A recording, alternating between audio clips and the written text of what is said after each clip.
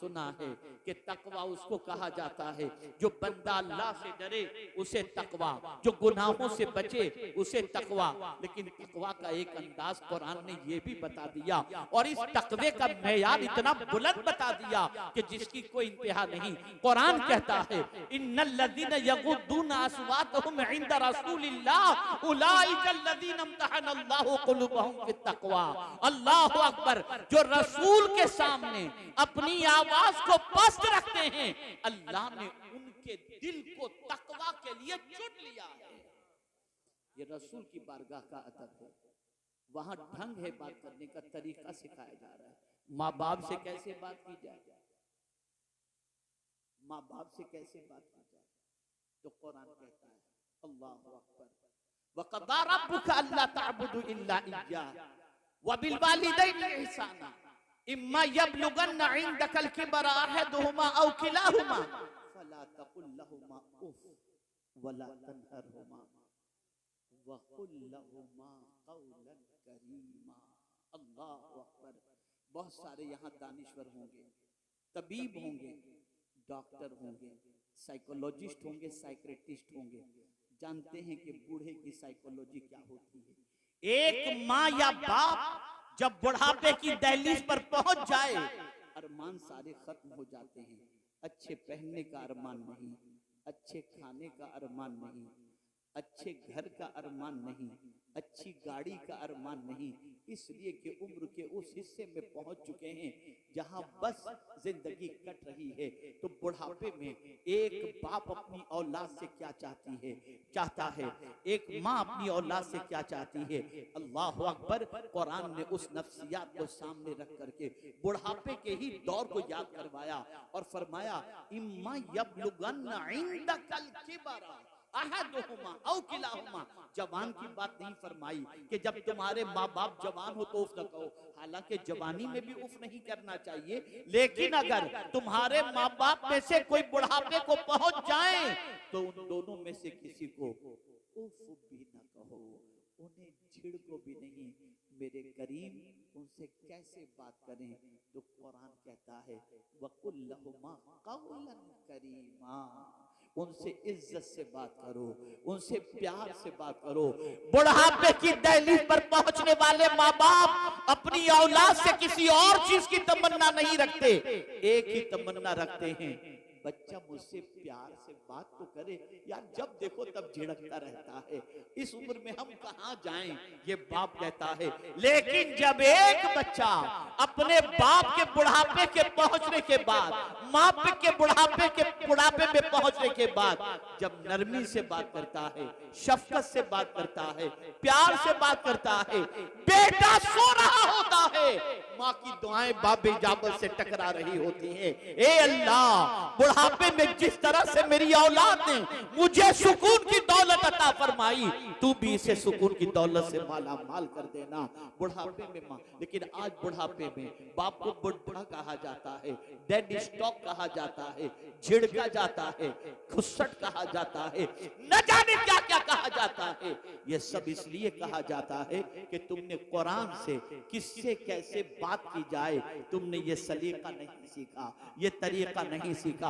अरे यहाँ तक सरबराहे ममलिकत से बात करनी हो, वक्त के हुक्मरान से बात करनी हो, खुदा की कसम उसका तरीका भी कुरान सिखाता है। आओ मैं तुम्हें बताऊं, हजरत मूसा अलैहिस्सलाम को, हजरत हारून अलैहिस्सलाम को, दोनों को जब रब्बे कदीर फिरौन की तरफ भेजता है तो फरमाता है वकूला लहू कौलन लय्यिना, तुम दोनों उससे नरमी से बात करना। अल्लाह अल्लाह, अंदाज तो देखिए कुरान का, किस किस से कैसे बात की जाए, कुरान ढंग सिखाता है। बस एक आखिरी बात अर्ज कर दूं, इसलिए कि वक्त इजाजत नहीं देता कि मजीद इस पर गुफ्तगू कर सकूं। आप जानते हैं यहाँ तक कि मांगने वाला दरवाजे पर साइल आए, उससे कैसे बात की जाए उसका अंदाज भी कुरान सिखाता है। मांगने वाले से, माह रमजान आ रहा है, लाइन लगेगी हर किस्म के मांगने वाले, कुछ अपने लिए मांगेंगे, कुछ कौम के लिए मांगेंगे, कुछ आपकी आखिरत के लिए मांगेंगे, कुछ आपके फायदे के लिए मांगेंगे, सारी चीजें हैं। तो कोई कहेगा कलाना क्या बार बार दरवाजे पे आते हो? लेकिन कुरान ने बताया क़ौलुम मारूफुन खैरुम मिन सदक़तिन यतबउहा अज़ा। कोई मांगने वाला अगर तुम्हारे दरवाजे पर आए और तुम दो भी और उसका दिल भी दुखाओ और कहो तुझे कोई और दरवाजा नहीं मिलता, जब देखो तब आकर के मेरे दरवाजे पे खड़ा रहता है, ले चल जा। कुरान कहता है इससे बेहतर था, इस देने से बेहतर था कि तू इतना कह देता भाई कहीं। और आप देख लीजिए, मुझे माजरत मेरी कबूल कर लीजिए, अच्छी बात कह के उसको रुखसत कर देता। ये तेरा अच्छी बात करना उस देने से बेहतर है जिससे उसका दिल दुख जाए। ये कुरान सिखा रहा है, ये कुरान। बात करने का शौक भी बहुत शौक होता है, बात करते ही रहते, करते कुछ भी नहीं, बोलते ही रहते, बोलते ही रहते। क्या बोले? बस एक हदीस, और मैं आपसे फिर अर्ज करूंगा, आज तक रस्मी तौर पर जलसों में आने के आप आदी रहे, अब रस्म से निकलो, सीखने की गरज से आओ, बदलने की गरज से आओ, सुनकर अमल की गरज से आओ।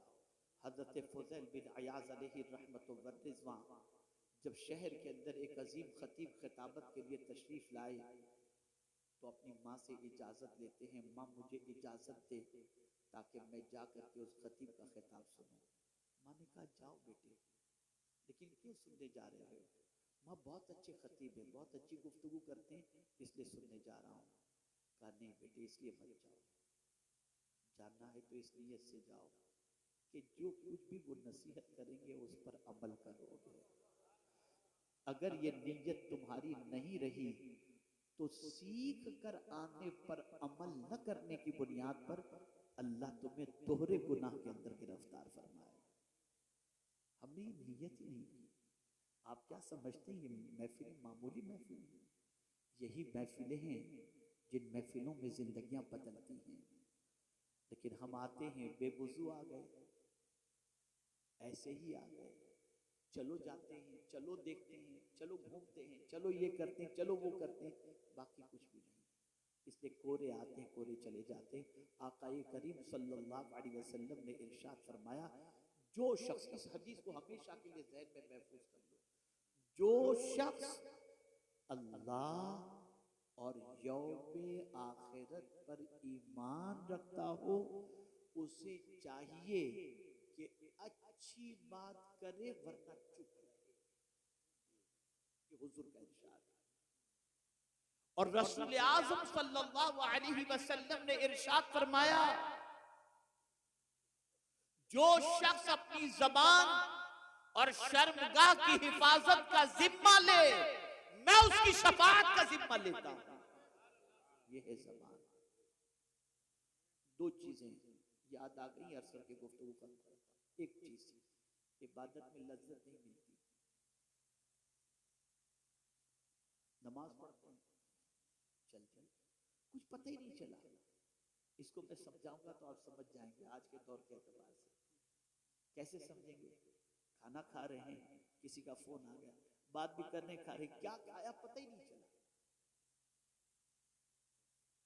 क्या खाया पता ही नहीं चला, जायका ही समझ में नहीं आया, इसलिए कि फोन पे हम लगे थे, तवज्जो कहीं बटी थी। ऐसे ही इबादत का मामला है। इबादत की भी लज्जत होती है, इबादत का भी जायका होता है। सच बताओ, नमाज पढ़ करके कौन सी लज्जत मिली? और अगर नमाज में लज्जत न होती तो गौसे पाक 40 साल तक इशा के खुसूसी फजर की नमाज अदा न फरमाते।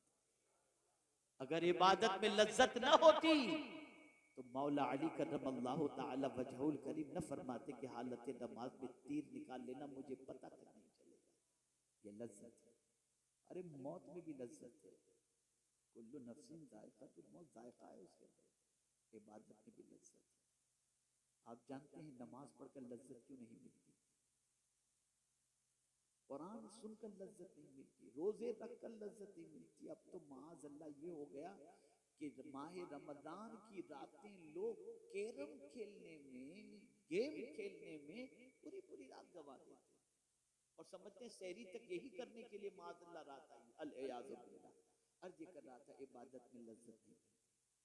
मैं अभी कुछ दिनों पहले एक किताब पढ़ रहा था, एक बुजुर्ग का कौल नजर से गुजरा, रोंगटे खड़े हो गए। वो फरमाते हैं कि जब कभी तुम्हें इबादत में लज्जत न मिले तो समझ लेना तुम्हारी निगाहों से कोई खता हो गई। इसलिए कि जब निगाह खता खाती है तो अल्लाह लज्जत इबादत को छीन लेता है। हज़रत अब्दुल्लाह इब्न मुबारक रज़ियल्लाहु ताला अन्हु फरमाते हैं, बदन में सुस्ती, इबादत में सुस्ती, रोजी में तंगी, जब ये तीन चीजें तुम्हें हासिल हो जाएं या इन तीन चीजों में तुम गिरफ्तार हो जाओ तो समझ लेना अल्लाह का कोई नापसंद जुमला तुम्हारी ज़बान से निकल गया है, जिसकी वजह से तुम इस तकलीफ में गिरफ्तार हो।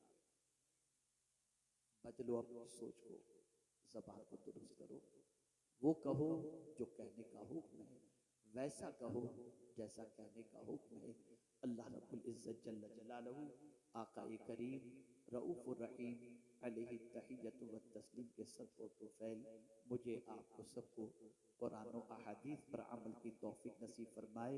हमारे अलहाज मोइन साहब जो माशाअल्लाह बड़े फ़ाअल व मुतहर्रिक हैं, सोशल एक्टिविटीज़ से लेकर सारी एक्टिविटीज़ के अंदर दीनी एक्टिविटीज़ में, अल्लाह ताला इनकी खिदमत जलीला को अपनी बारगाह में कबूल फरमाए।